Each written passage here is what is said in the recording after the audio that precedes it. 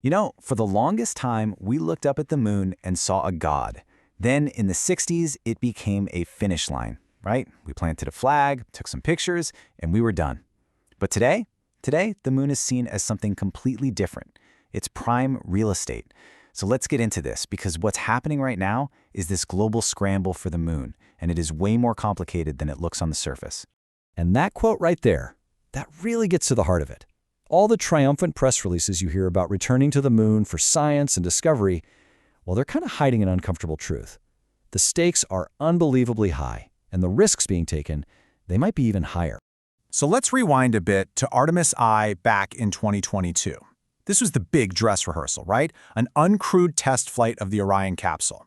The whole point was to push the hardware to its absolute limits before we ever put people inside. And, at least from the outside, it looked like a spectacular success. But when the engineers pulled that capsule out of the ocean, they found a really serious problem: the heat shield. And this is the one single component that is most critical for keeping astronauts alive during a 25,000-mile-per-hour re-entry. It was a total mess. It honestly looked like a cratered moonscape. So what on earth went wrong? This gets us to the core technical issue, a fundamental crack in the very shield that's supposed to protect our astronauts. And this is the central mystery we're really exploring today. I mean, with so much on the line, why would anyone, anywhere, accept a known flaw in a component that absolutely positively cannot fail? The answer to that question tells us everything we need to know about this new space race. The technical term for what happened is spalling. And what that means is, instead of the heat shield material just charring and burning away smoothly like it's supposed to, huge chunks, I'm talking pieces the size of dinner plates, violently ripped loose.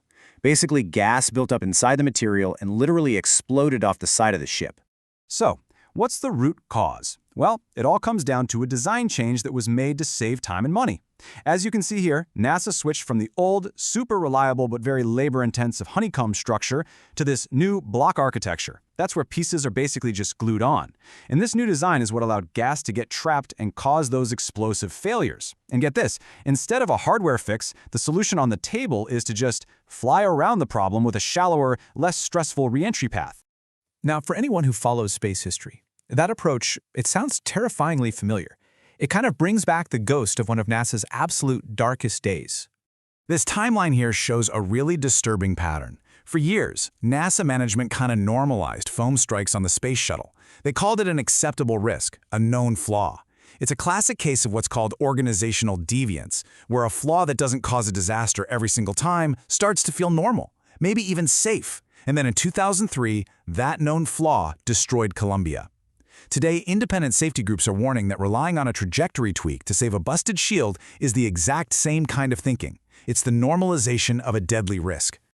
So, what's the rush? Why accept this risk? Well, the first part of the answer begins with a high-stakes race for territory on the moon itself. The United States is in a direct head-to-head race with China, and China's space program is moving with terrifying speed. They've explicitly said their goal is to land taikonauts on the moon by 2030.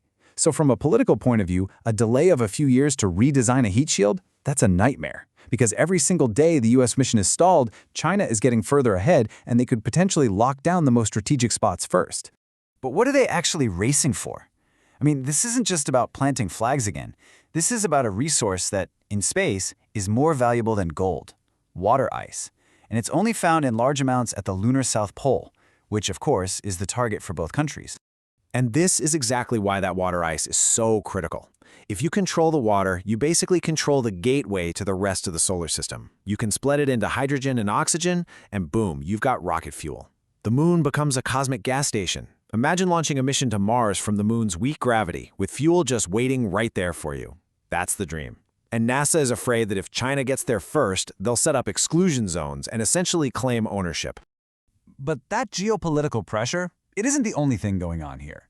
There is also a massive internal driver: the fact that the Artemis program is itself a political jobs engine. Yeah, let's talk about the money. By 2025, the Artemis program is projected to cost a staggering $93 billion. To put that into perspective, that's bigger than the entire GDP of some countries. So, where does all that money actually go?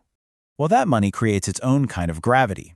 Billions flow to huge contractors, and that creates thousands of jobs in key political districts.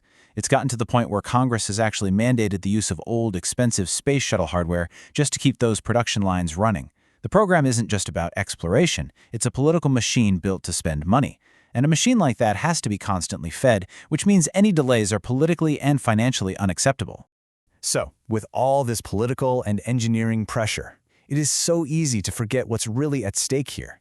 Let's bring it all back down to the 4 human beings who will be sitting right on top of this massive, massive gamble.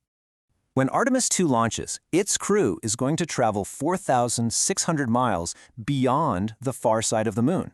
That is further than any human has ever been from Earth. And unlike the astronauts on the space station, there is no possible rescue. There is no lifeboat. If something goes wrong, the crew faces these just horrific possibilities. A heat shield failure during that insane, high-speed re-entry is the most obvious one. But there's also the risk of an engine failure, which could leave them to drift into the void forever, or a solar flare, which could blast them with a lifetime dose of radiation in just a few hours. And that's something that already caused glitches on the uncrewed Artemis 1 flight. And so we're left with this question.